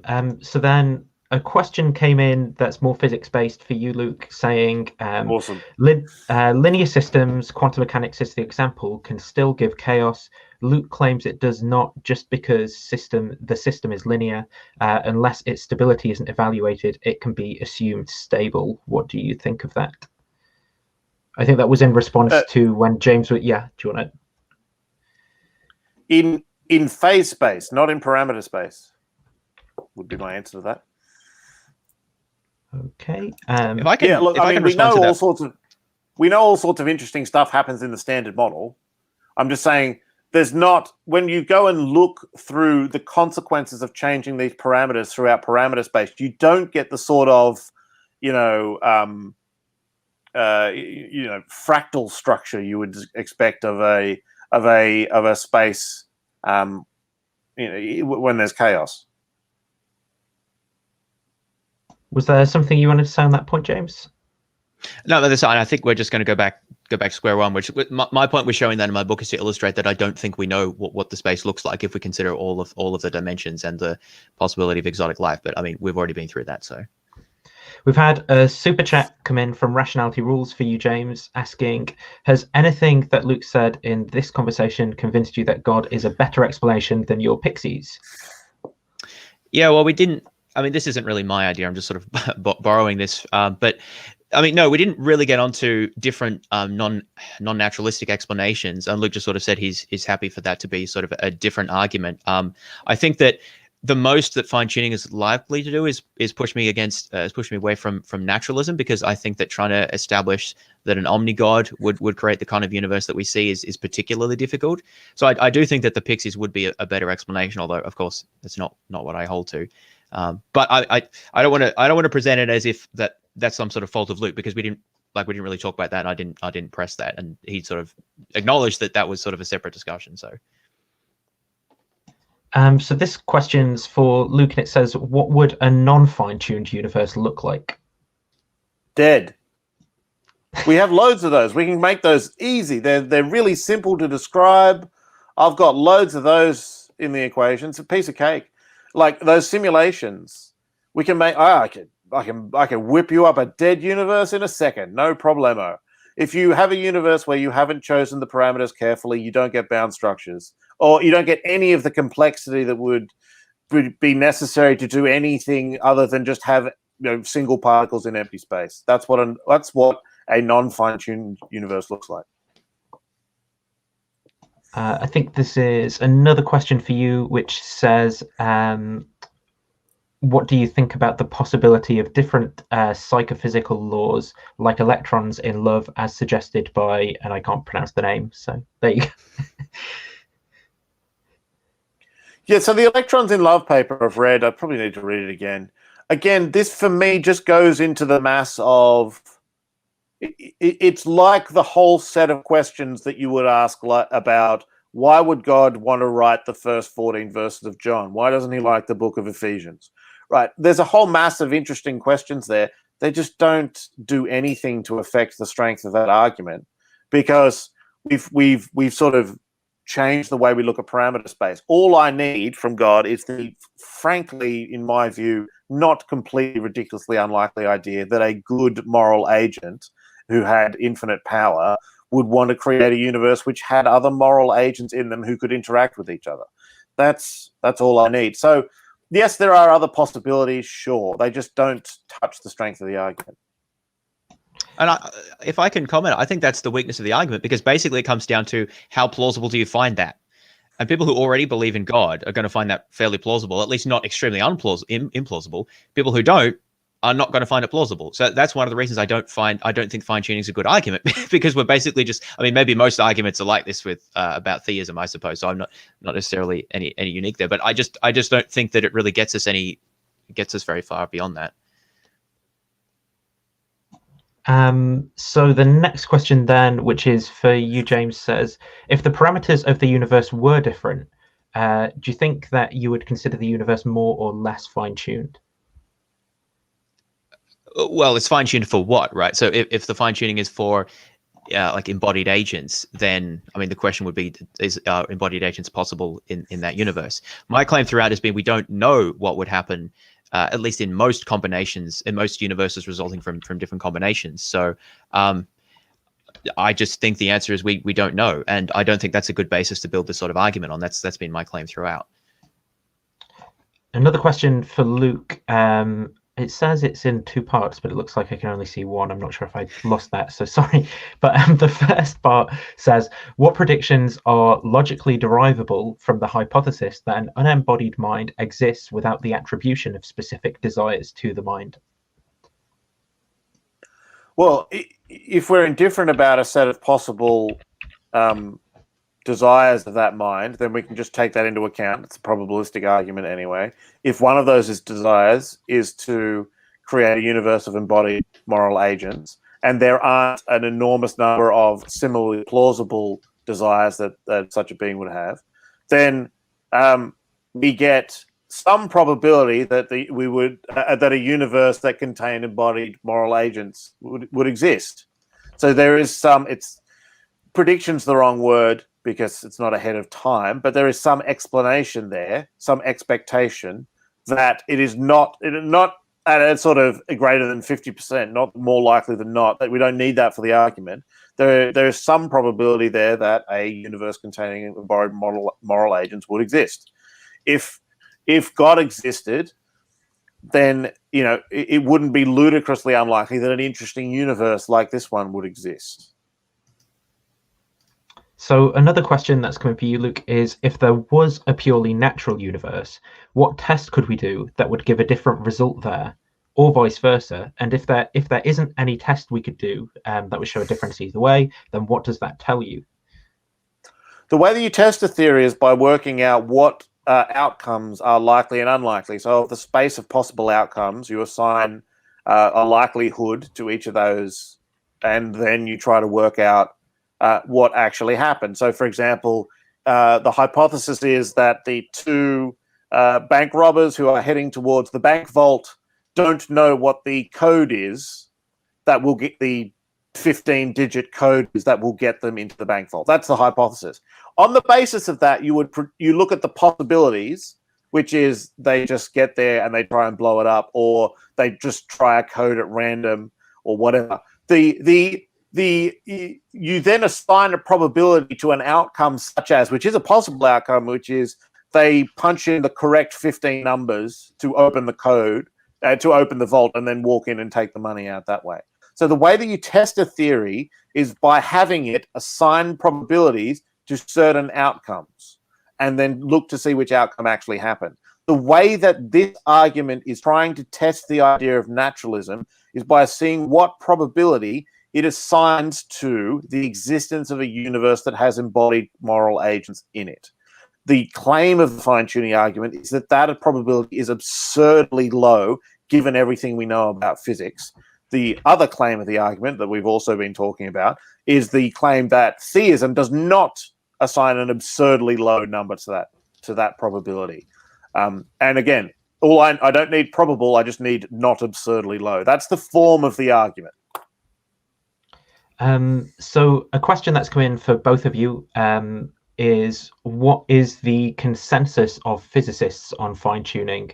If Luke is against the consensus, can he distill down what the major disagreements are?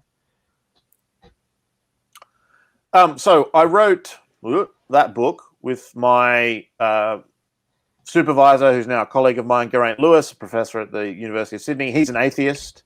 So the first 7 chapters are us just looking at fine-tuning as a physics phenomenon. What happens if you change these numbers? And just trying to survey everything that's going on there.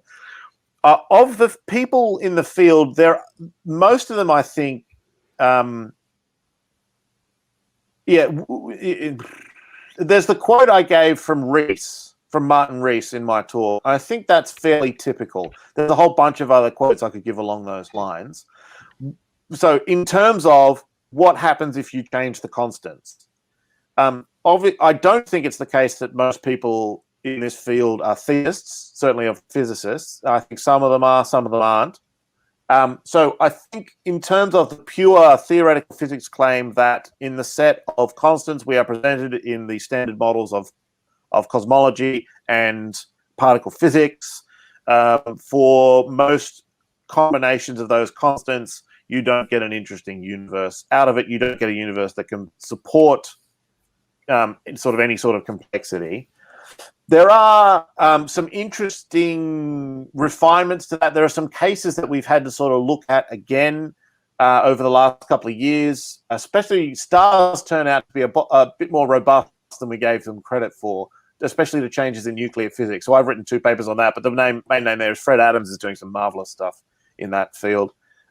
So look, it's a scientific field. It's in flux. There's the thing that the reason why people are looking at it is precisely because of these arguments that go back to the 70s and especially to Barrow and Tipler in 1986 to the extent that actually there does seem to be something pretty amazing about the set of physical constants that we have. Is there anything you want to add to that question, James? I think I've sort of already expressed this before in terms of, I mean, I don't dramatically disagree with anything that Luke has said there. I think sometimes, at least, I mean, not always, sometimes there's some ambiguity when physicists are talking about fine-tuning as to whether they're talking about the universe being fine-tuned for life as we know it or any type of life. But more broadly, I'm concerned about the methodology in terms of basically looking for things that are reminiscent. When we talk about like structure or anything interesting, there's sort of a tendency, well, we'll look for things that we kind of know have interesting structure, and I'm not sure that we have the right tools for being able to interrogate like sort of any type of life permitting structure, because I don't really think we know that. But yeah, we've already covered that ground, so I don't think that adds anything really new. So another question then for you, Luke, is do you have any idea what kind of creating mechanisms God might have? How does speaking things into existence work, for example? So it's not a mechanism. So the reason why we see mechanistic explanations around us, I believe, is precisely because the universe is created by a rational mind. The reason why we see nature, which is connected in a way that we can understand rationally, that we can write beautiful equations down that describe, is precisely because it is the product of a rational mind. To then try to go deeper again and look for mechanistic explanations at another level is just to assume naturalism. So if theism is true, the most fundamental kind of thing that exists is more like a mind than matter. More like the kind of thing a mind is than the kind of thing that matter is. So it's that sort of metaphysics. That's the sort of thing that's at the bottom. To ask for a deeper mechanism is to assume that the most basic kind of thing is like matter, is like something mechanistic. So you're just sort of mixing up your assumptions underneath your worldview. The way we try and decide between those two is with, cosmological arguments and such, and things like the fine-tuning argument. But just throwing the assumption of one worldview at another worldview and showing they're incompatible doesn't get us anywhere. Awesome. So there's a question for you, James, which is why do you think an unknown natural explanation is better? Since it's unknown, shouldn't it be worse? Well, because I don't think theism is basically an unknown non-natural explanation as far as I'm concerned, unless that we have some sort of theology to give some sort of structure as to what God would want or what his intentions are. And absent that, I think that we're basically just working with an unknown non-natural explanation. Also, I think that there's an inductive argument one can make about natural explanations having some degree of success here. I gave one before which Luke didn't seem to like, but I think is pretty strong about the argument for with respect to the flatness problem. I mean, that's one from cosmology, but there are others from other fields as well. So that's not a reason for thinking that the argument is that's not a reason to think it's a better explanation. It's more in terms of a plausibility maybe, but basically I just think that an unknown natural explanation is pretty much akin to what theism is offering, except that's an unknown non-natural explanation, and I think that natural explanations have a better track record, so on that basis it should be preferred. I mean, there's other reasons as well, but that's probably the main one. So a question for Luke, which is, how would you respond to Graham Oppy's proposal that fine-tuning is necessary, since his view of modality entails that the initial state is necessary? Yeah, I don't get it. Let me be perfectly clear. I don't know when are you allowed to play? This is what I don't get about philosophy. There are a whole bunch of cards that philosophers have, and they just sort of play them at the right time. And I don't know when you're allowed to play them. So for an example is primitive, you call something primitive in the philosophical sense, meaning that there's nothing underneath it. There's no deeper explanation you can get. It's just, so if I say time is primitive, it means don't try looking for like the pieces that make up time or something. It means something like that. So this, I can avoid all the improbability of a certain hypothesis by announcing that, in fact, it is a necessary truth. When am I allowed to play that card? Because if I could play it then, I could play it with respect to any... I'm a scientist. I try to build models that explain our observations of the universe. If I, at any time I please, could just play the card of, oh, by the way, all of this is necessarily true, then I can explain anything. So that's not an objection. That's just me going, I don't get it. I don't understand when you're allowed to play this is a necessary truth card on just any old thing, when there's a whole range of, so far as we can tell, different possibilities. So the reason why we can say God is a necessary being is to then say, okay, what sort of, a necessary being would have to be simple. You try and derive things out of that supposition about the nature that God is supposed to have. And it's this point I really want to tag out for that theologian who comes in and takes over for me, right? I'm an astronomer. But to just say of something where there's a whole bunch of mathematically perfectly consistent possibilities that I can just rule all of those out by saying necessary, I don't get it. I don't understand. So well, I think that Oppie's not necessarily, or just, I mean, Oppie's not here, so he can't defend himself, but maybe I'll say something along the lines of, I'm not sure Oppie would agree that because something is complicated, that means that it can't be necessary. So theologians have postulated that God is a necessary being as a basis of explaining certain types of phenomenon. And, well, I mean, for a variety of reasons, but including explaining certain types of phenomenon. And the naturalists, sort of, if that card can be played in one context, then it can be played from the other point of view to say, well, possibly it's the case that the constants we have are necessary and they couldn't have been any other value. So there's sort of no probabilities relevant to saying that, well, it's tiny parameter space, point of parameter space. It's just, that's all they could have been. Is there anything? I don't think that is a very good explanation, just to clarify, because it does seem pretty ad hoc. I think Oppie's point would be something like it's no more ad hoc than postulating a necessary God, and I guess I'm sympathetic to that. So I think this possibly just comes back to, we'll talk about God and pixies. I think at worst, the shootout then just moves to some other arena. And I think then we go looking at cosmological arguments. So I think that would help us decide between Oppie and theism, and it would also help us decide between pixies and theism. And yeah. At worst, fine-tuning has knocked out some very serious contenders of the way we think the universe might have been, but it doesn't do everything. So we keep thinking.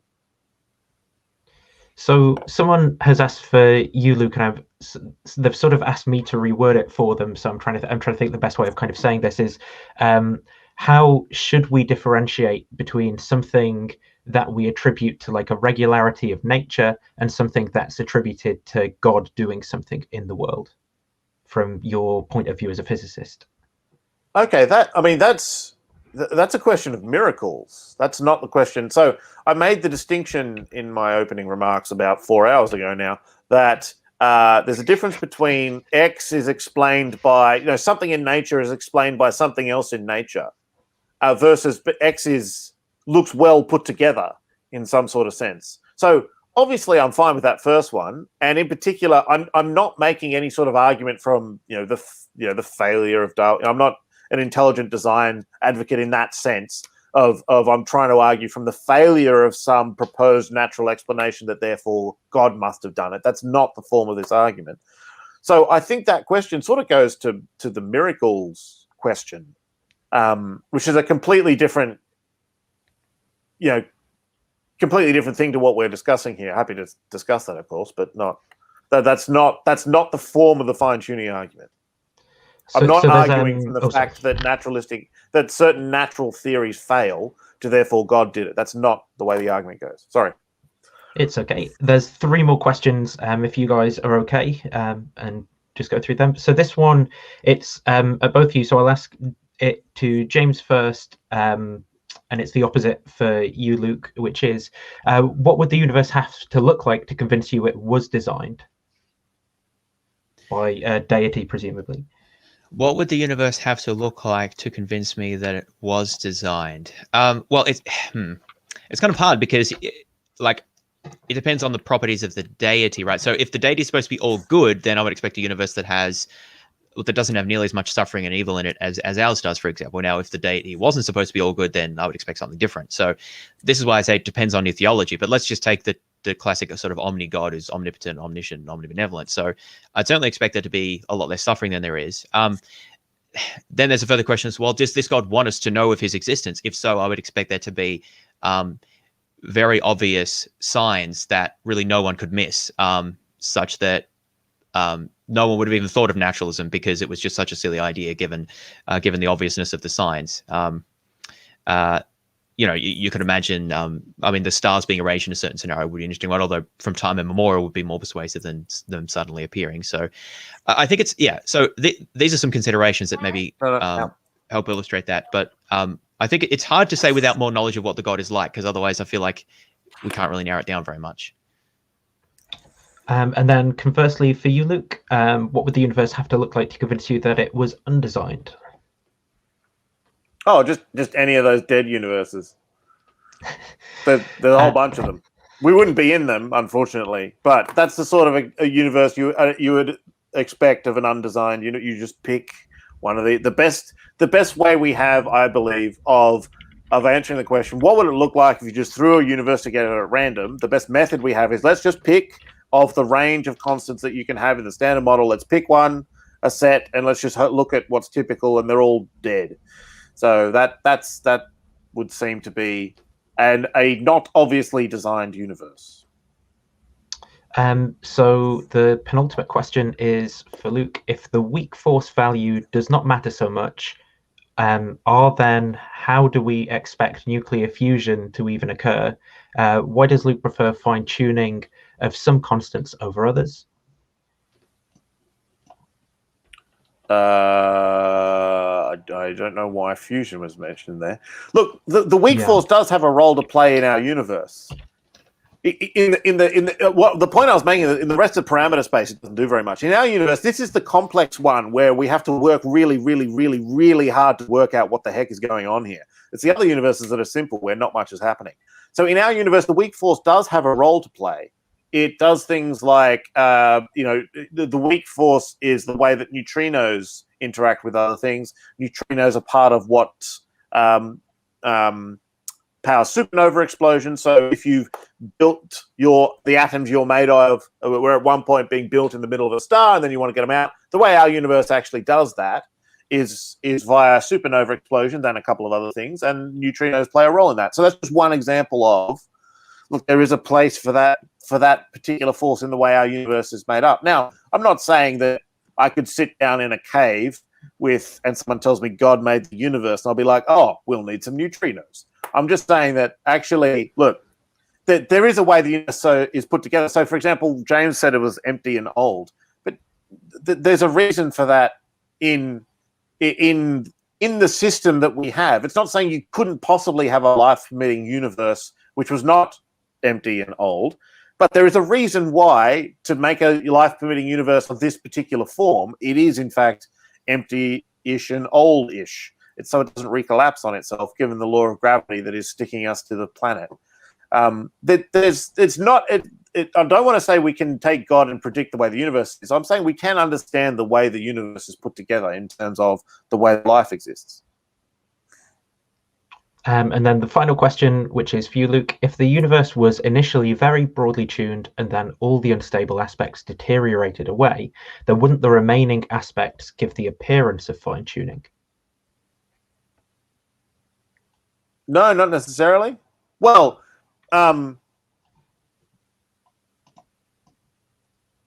it's not the case that the sort of badly tuned things will decay away. The fact that they prohibit the existence of life, if you're sort of using this analogy, does not mean that they're temporary. So, for example, if you pick the wrong cosmological constant, it's not the case that the universe goes, well, this isn't going to make life, and so it just gradually pushes the constant into a corner. It just blows the universe up, and no two things stick to each other. So look, you've got a possibility there for a way of hiding poorly tuned things, but that in itself would have to be fine-tuned. You would have to choose exactly those ways of being life prohibiting, which decay away just in time for the life life encouraging aspects to come out. So look, if you've got a specific proposal there, then get your whiteboard out and get some equations down, and let's see it. Put it in a physics journal and let's have a look. Just with respect to that last comment, I think that this is somewhat unhelpful, because if someone's running a fine-tuning argument and they're saying we know enough about what would happen in the set of parameter spaces to say that complex embodied life would not exist, then I think that it's on them to show that. It's not on me or other people who are skeptical to show what would happen in those spaces, because I'm not claiming we know. I'm saying I don't know. I don't think we do know.